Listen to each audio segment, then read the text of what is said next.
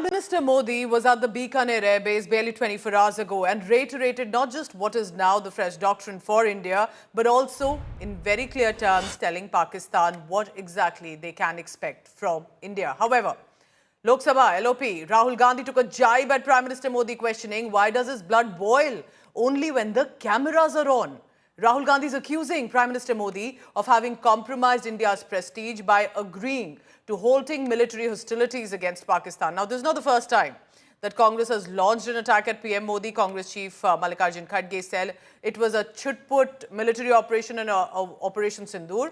Some of the leaders have even said that the diplomatic outreach is simply a PR exercise by the government of India.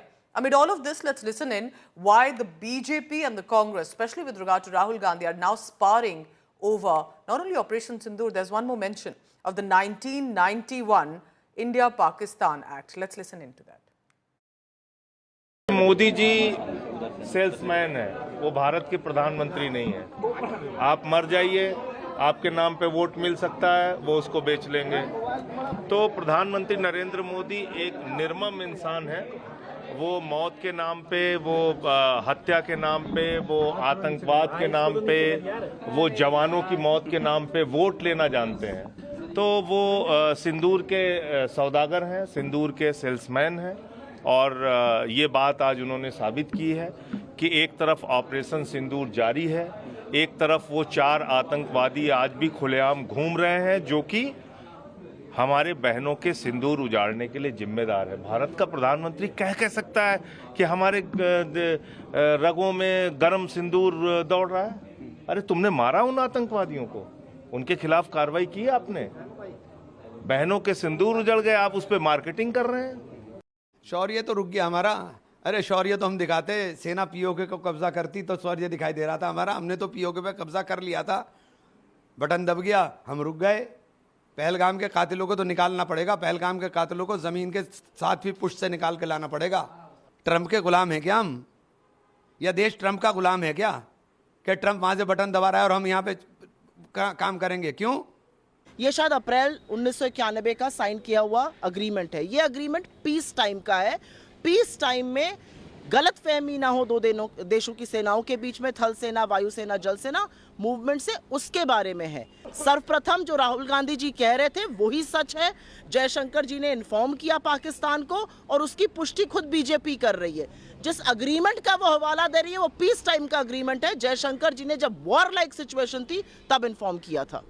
आपने तो हाथ काट के लिख दिया कि हमारी आर्मी कहाँ डिप्लॉय होगी, आपकी नेवी कहाँ डिप्लॉय होगी, आपका एयरफोर्स कैसे फंक्शन करेगा, वो कैसे एक्सरसाइज करेगा। तो ये सारी बातें क्या देशद्रोह नहीं है? कांग्रेस ने वोट बैंक की पॉलिटिक्स के लिए देश के साथ धोखा नहीं किया कि उनको बांग्लादेशी वोट बैंक चाहिए, उनको पाकिस्तानी वोट बैंक चाहिए, क्योंकि हिंदुस्तान के मुसलमान तो इस देश के नागरिक हैं। उनको पता है कि उनके कब्जे में नहीं आने वाले हैं। ऐसा वोट बैंक जो किराएदार बना हुआ है, उस कारण से किया। और मुझे लगता है कि भारत सरकार को इसके ऊपर जो है देशद्रोह का मुकदमा चालू करना चाहिए। और इस एग्रीमेंट के ऊपर जो एग्रीमेंट बनाने वाले थे, करने वाले थे, उनके ऊपर वो जिंदा है या नहीं जिंदा है वो उनका अपना सवाल है, लेकिन किस परिस्थिति में हुआ ये देश को बताना चाहिए और कांग्रेस के ऊपर FIR करना चाहिए। अकल के दुश्मनों को कोई राय देगा तो वो खुद उसकी अकल पे थोड़ा असर पड़ जाएगा। इसलिए मैं इतना ही कह सकता हूं कि भैया पाकिस्तान की जुगलबंदी करना बंद करो।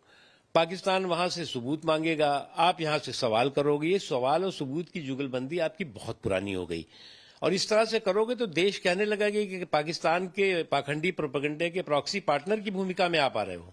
कि ये कांग्रेस की और कांग्रेस के एक वर्ग की, मैं कहूँगा, खास आदत है कि वो भारतीय सेना के ऊपर प्रश्न चिन्ह खड़ा करते हैं। इनके ऊपर सवाल खड़ा करना कि हमें सबूत चाहिए, ये पाकिस्तान की भाषा जो बोल रहे हैं राहुल गांधी, ये बार बार जनता के सामने जाहिर हो रहा है।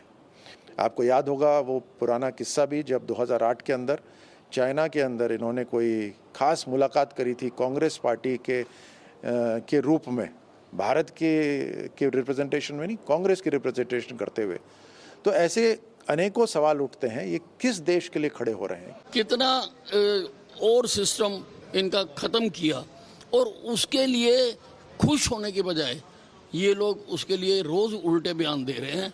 इनको कुछ लोग रहते हिंदुस्तान में हैं पर उनकी हमदर्दी पाकिस्तान से है। भाई ये किसी भी हालत में हिंदुस्तान को खुश नहीं होते देखना चाहते।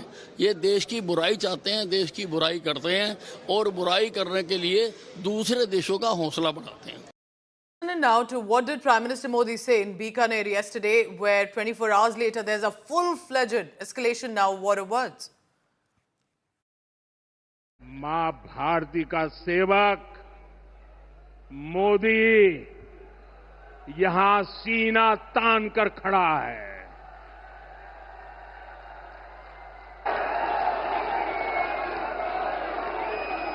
मोदी का दिमाग ठंडा है, ठंडा रहता है,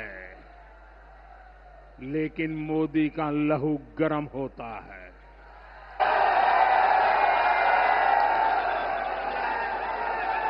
और अब तो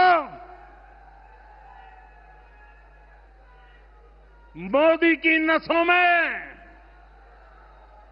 लहू नहीं, गरम सिंदूर बह रहा है। 22 तारीख के हमले के जवाब में हमने 22 मिनट में आतंकियों के 9 सबसे बड़े ठिकाने तबाह कर दिए। दुनिया ने और देश के दुश्मनों ने भी देख लिया कि जब सिंदूर बारूद बन जाता है तो नतीजा क्या होता है।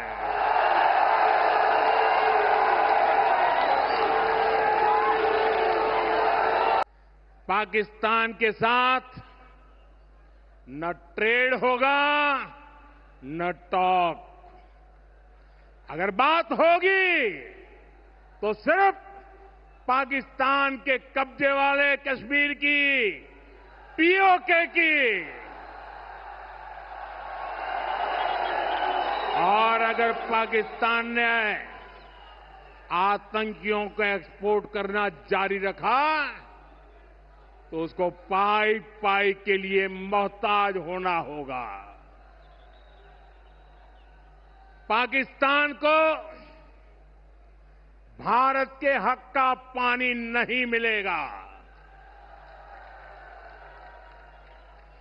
भारतीयों के खून से खेलना पाकिस्तान को महंगा पड़ेगा।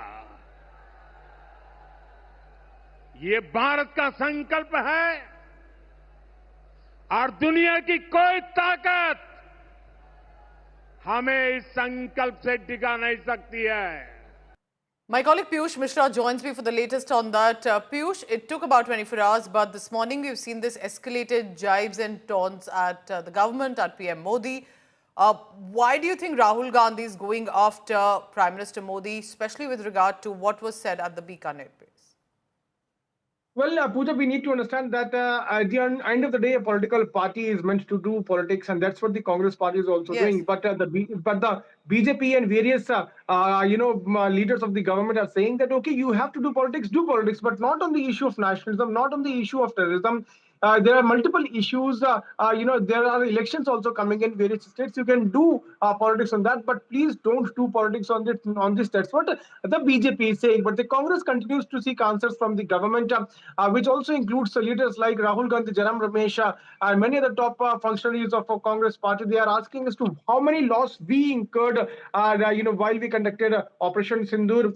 The Congress is also saying that sending MPs delegations to multiple countries is nothing but a PR exercise. So we are now seeing as to how the politics is taking place on this entire matter. But one thing is clear, that Prime Minister has once again sent out a clear message to Pakistan, and he has in fact reiterated his stance that if there is any terror attack again further carried out by Pakistan, then we will decide as to how to give a befitting reply to Pakistan. The army is going to decide the time, target and mode. Also, he has said that we are not going to get scared of the nuclear threats. Those are being given by Pakistan, and the government will not make any kind of difference between non-state and state actors of Pakistan. So government's stance is very much clear on this entire thing. But politics, which we are now seeing, is certainly further going to escalate. Piyush, keep tracking the latest on that, and especially if this political war of words we'll see escalate in the next few days, especially. Thank you very much, Piyush.